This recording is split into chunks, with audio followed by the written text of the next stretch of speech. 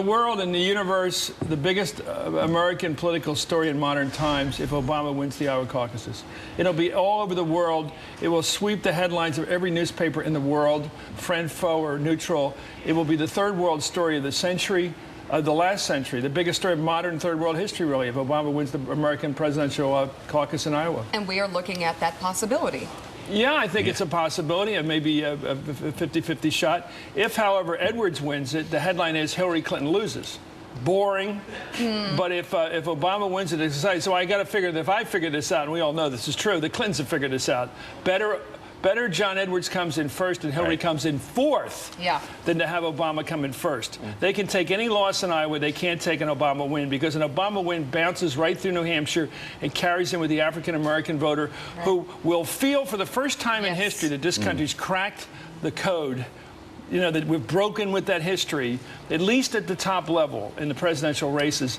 And all of a sudden, anything's possible. And I don't know how you can stop the people who have their hopes with Obama from going forward. Well, and that's what Michelle Obama was saying about Black America. She believes that if he wins Iowa and perhaps even New Hampshire, that they will wake up and they will start rallying around him in ways they didn't think they would have. Well, this will be like the first all-racist election in South Africa, which I covered in '94. All of a sudden, the rules have changed. And I think it's very exciting, and the Clintons know this. And you got to believe Bill, if he's watching right now, is thinking Matthews is right. We got to stop Obama. We can you can put Edwards in there. Edwards isn't going to scare us. We can beat him eventually.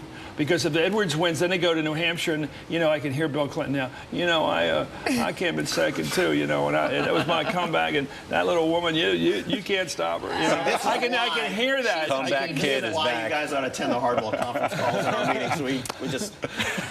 Even in the morning, you're even more unfiltered. He does not have to win to claim. This guy will claim a win under any circumstance. Now, let's say she does win, though. Does she get her inevitability back? Yeah, that's what they want. And then the intimidation and the fear factor where everybody in Washington politics and national politics is scared to death of the Clintons. Well, and they all jump in line and they do what they're told because they want to be part of the winning operation. And because they manipulate things that way, or what do you say? Well, they intimidate. I mean, you get little messages here from people in that organization. And they're not all that nice sometimes. And I get them from all the campaigns. And I was telling our bookers, it wouldn't be great if every night we celebrated the calls we get from the campaigns, because if they think the press is tough and ruthless, which we're really not, they should hear the campaign flax.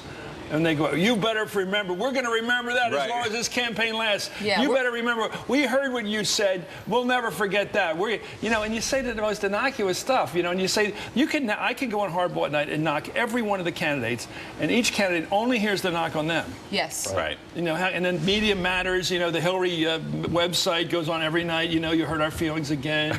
And Newsbusters comes on and said you hurt our feelings again. Every day you get this crap. But I'm allowed to say that because that's what it is. It's CRAP. Are you kidding me? It's nonsense.